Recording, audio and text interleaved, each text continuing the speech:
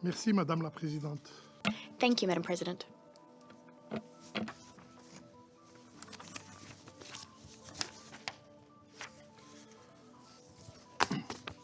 I extend my deepest gratitude to the Swiss presidency for scheduling this meeting swiftly. We have convened today again because the humanitarian crisis in Gaza, particularly in the northern region of the Strip, who has reached a catastrophic level. While the international community celebrates today the World Food Day, Palestinians in Gaza are struggling to find food, basic food. Their present marked by suffering and deprivation, and their future uncertain. I thank USG Suya for her sober briefing that serve as yet another harrowing testimony from the humanitarian community. It lays plain the stark reality on how the Israeli occupying authorities are not merely disregarding international humanitarian law, but are trampling upon the very essence of human decency.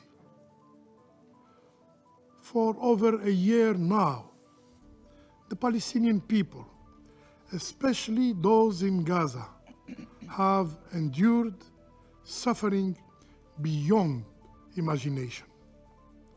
It appears that the sadistic impulses of those responsible within the Israeli authorities knows no bounds when it comes to inflicting torment, inflicting punishment upon the Palestinian civilians. Civilians, thus, that must not be a military target. They are protected by the international law. The Israeli occupying power should fulfill its obligation in this regard.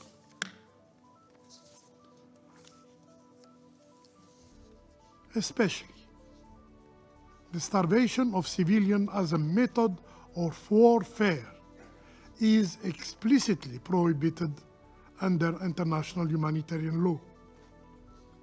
This prohibition extends to depriving civilians of objects necessary for survival and impeding relief supply. Surprisingly, the second vaccination campaign that commenced on October 14 reached more than 157 children on its first 2 days alone. So, how is it possible? How is it possible that we can vaccinate these children, yet we cannot feed them? How can we secure trucks transporting vaccines, but not those carrying essential food? The inevitable conclusion is that this is not a collateral damage, but a deliberate, calculated Israeli policy of starvation of the Palestinian people. Madam President, the International Court of Justice, in its provisional measures, ordered Israel, the occupying power, to, and I quote,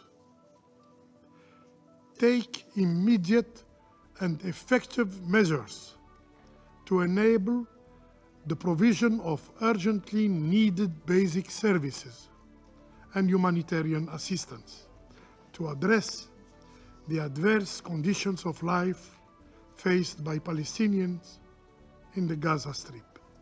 End of quote. This Council, through Resolution 2728, explicitly reiterate its demand for the lifting of all barriers to the provision of humanitarian assistance at scale. The response from the Israeli occupying power has been nothing short of disdainful.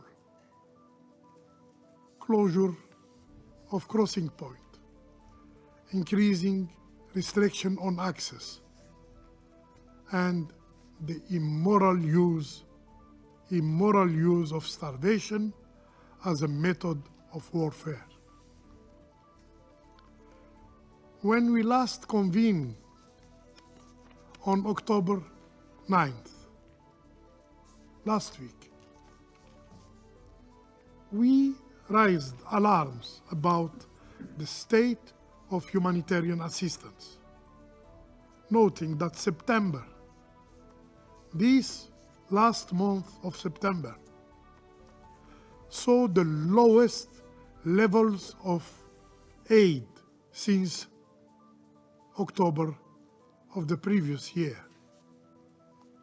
We then expressed grave concern over the behavior of the Israeli occupying authorities, who denied or impeded nearly 80% of humanitarian movement between northern and southern Gaza in September. The response of the Israeli authority to our concern? More restriction, more killing of Palestinian civilians. Yesterday alone, 68 of them. In the past week alone, a mere 6 trucks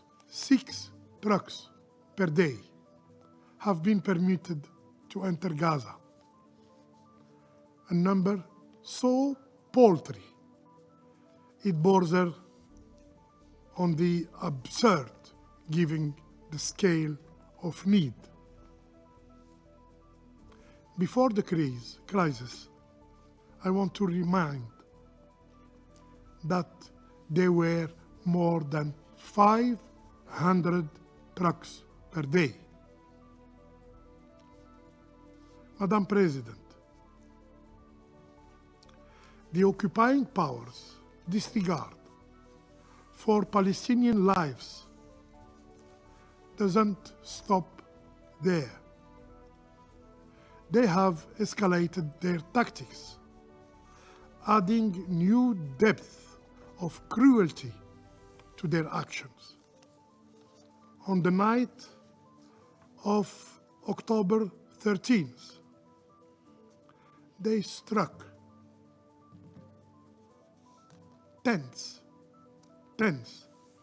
in the vicinity of Al-Aqsa Mosque, Al-Aqsa Hospital. The result? At least 4 people burned to death. Burned to death. Yes, you heard correctly. Burned to death.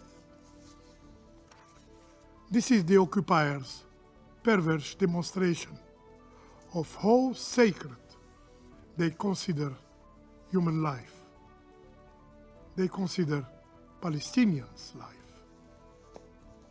The situation stands on the brink of further deterioration, with the potential adoption of legislation by the occupying power, halting UNRWA operations. Such acts would strip Gazans of the backbone of humanitarian actions and further complicate the United Nations humanitarian mission. Madam President, it is clear that the Israeli authorities are not listening to anyone, not the ICG, not the General Assembly, not this very council, not even their closest allies,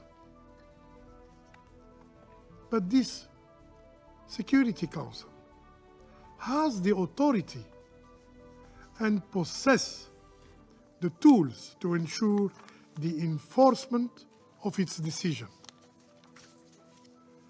The time has come for decisive action.